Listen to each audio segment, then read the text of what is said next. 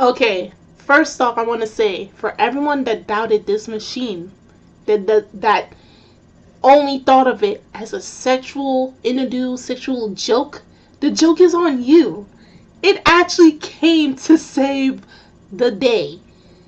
Now I won't say the name until later, but today here I am with yet another weekly review of Gintama, the Silver Soul Art, episode 5, and we continue on with Zakiyama, the newly improved, stark naked Kondo.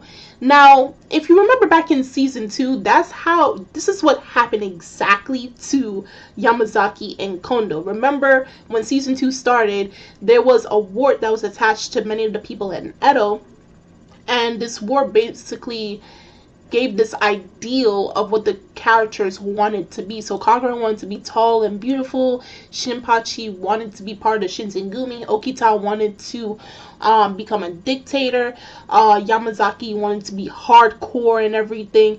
So we came to find out it was basically the same thing that happened again, like 3 seasons later and a couple of hundreds of episodes later. So it was kind of funny to see where Yamazaki, because he originally said he wanted to become strong like Kondo, going through the same training he did, but he realized he was too weak for it. So he said, I'm going to let go of all my restraints.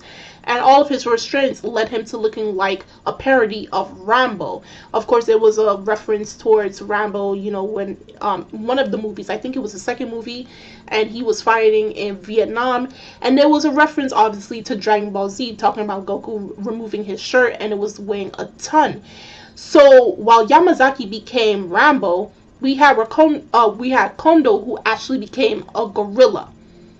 Now, I don't know where they're trying to get at with this, saying that Kondo is actually a gorilla wearing human, and he actually shut off the human part, and now he actually shows who he truly is.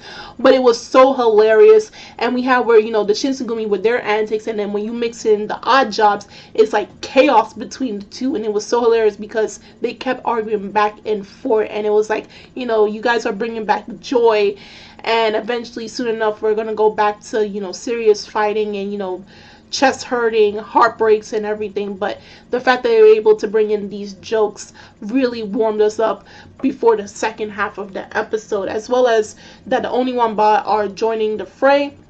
Of course, the black mist that they shoot up was to stop from the cannons launching and actually destroying their cannons. And Sachan, and actually this is something we haven't seen in quite a while, where Sachan trying to attack Gintoki in her SMM antics. And it was quite hilarious because we haven't seen her do something like that in quite a while. So, bringing back some hilarious moments before the serious stuff actually happened. Now, while that happened, we saw, and even though he showed an opening, I know for a lot of people were really highly anticipating when this character was going to come back, and that is Kintoki. Now, we haven't seen Kintoki since since Gintama and Chosen, or basically season 2, and the Gintama arc, who he was created to be a perfect version of Gintoki, and he was defeated by Gintoki eventually. So we haven't seen him since then, and I did not think that he would be brought back to be used for the war.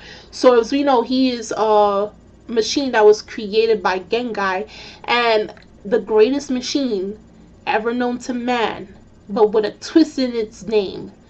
It is called the Neo Armstrong Cyclone Jet Gengai Armstrong Cannon has finally made its return.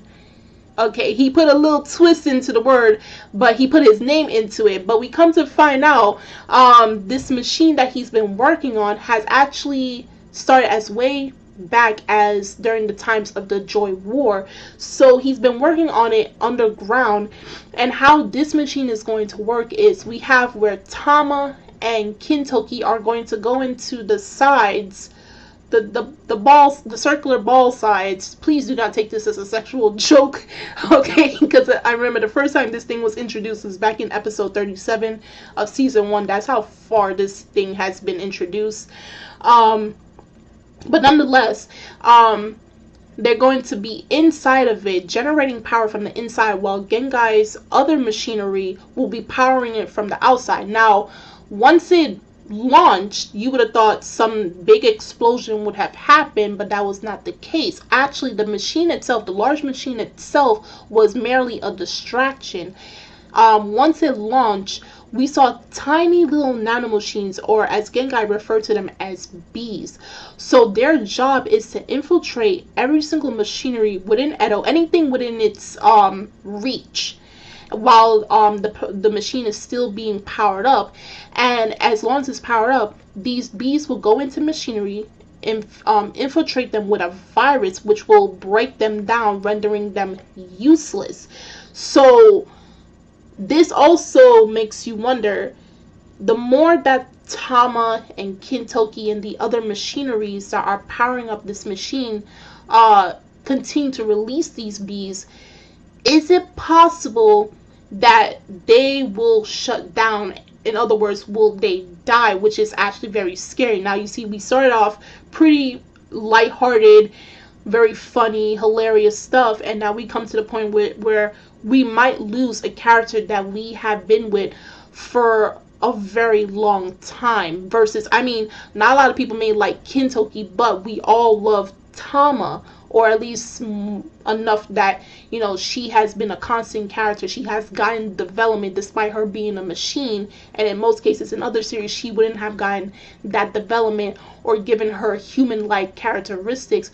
So the thought of her actually dying is pretty scary, because this machine is meant to destroy all machines. It's a machine that kills machines. So at this point, we don't know really the future of Tama and Kintoki.